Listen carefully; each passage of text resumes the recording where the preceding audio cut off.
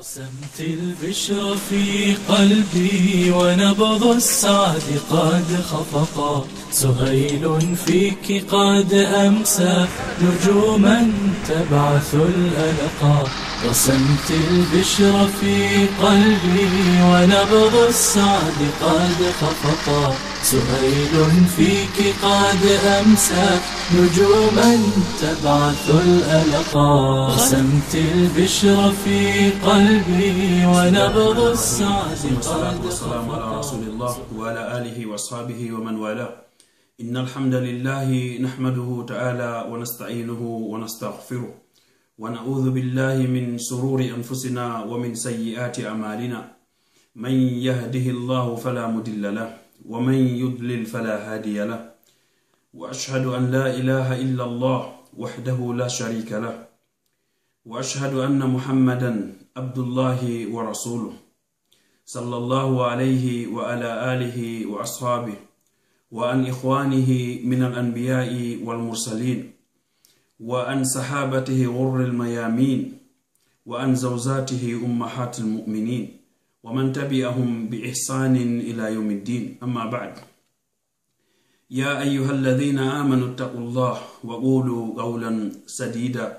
يصلح لكم أعمالكم ويغفر لكم ذنوبكم، ومن يطع الله ورسوله فقد فاز فوزا عظيما. ألا وإن أصدق الحديث كتاب الله، وخير الهدي هدي محمد صلى الله عليه وآله وسلم، وشر الأمور محدثاتها وكل محدثة بدعة وكل بدعة ضلالة وكل ضلالة في النار. مسبب جلب يتي الله سبحانه وتعالى إن ولتنك نلاد صلى الله عليه وآله وسلم، إن ولتنك مسبب من ومبه إتادة يعني دي يوتر من دو يوتر الإسلام جونكم بانتال. هاري مسبب جلب ويودن هند يوتر من دين كهندو موضوع كفي يعني بابرابه forsaybe ɓiɗɗo maɓɓe jiwo yo jombe ka tawata jiwo on yiɗa, maɓe forsa gorko on yo o jombo debbo mo yiɗa. kono ɗo yen fuɗɗade yani en jangay ayeje seeɗa inchallah ko udditiren yani yewtere menden inchallah. أعوذ بالله من الشيطان الرجيم. بسم الله الرحمن الرحيم. يوم ترى المؤمنين والمؤمنات يسعى نورهم بين أيديهم وبأيمانهم بشراكم اليوم جنات تجري من تحتها الأنهار خالدين فيها، ذلك هو الفوز العظيم. يوم يقول المنافقون والمنافقات للذين آمنوا انظرونا نقتبس من نوركم قيل ارجعوا وراءكم فالتمسوا نورا فضرب بينهم بسور له باب باطنه فيه الرحمة وظاهره من قبله العذاب. ينادونهم ألم نكن معكم قالوا بلى ولكنكم فتنتم أنفسكم وتربستم وارتبتم وغرتكم الأماني حتى جاء أمر الله وغركم بالله الغرور. إلى قوله تعالى: اعلموا أنما الحياة الدنيا لعب ولهو وزينة وتفاخر بينكم وتكاثر في الأموال والأولاد كمثل غيث أعجب الكفار نباته ثم يهيج فتراه مصفرا ثم يكون هطاما وفي الآخرة عذاب شديد ومغفرة من الله ورضوان وما الحياة الدنيا إلا متاع الغرور سابقوا إلى مغفرة من ربكم وجنة أرضها كأرض السماء والأرض أعدت للذين آمنوا بالله ورسله ذلك فضل الله يؤتيه من يشاء والله ذو الفضل العظيم. hare musidɓe julɓe wiwɗen Allah subhanahu wa ta'ala o daali e nde simore ɗo suratul hadid. Allah daali ñande yi'oyta ɓe tawata ko gomɗinɓe Allah worɓe e gomɗinɓe Allah sonnaɓe yo Allah waɗu en enen worɓe ɓen e gomɗinɓe Allah ɓe Allah sifiɗoɓe waɗa sonnaɓe men ɓen kadi e ɓe gomɗinɓe ɓe Allah subhanahu wa ta'ala sifiɗo. Allah daali yawmal qiyama ɓeɗo ɓe yi'oyay annora maɓɓe on yani hiɓe yaha e annora maɓɓe on hiɗe gandi nelaɗo sallllahu alayhi wa sallam hiɓe maki hadis selluɗo ñande dargal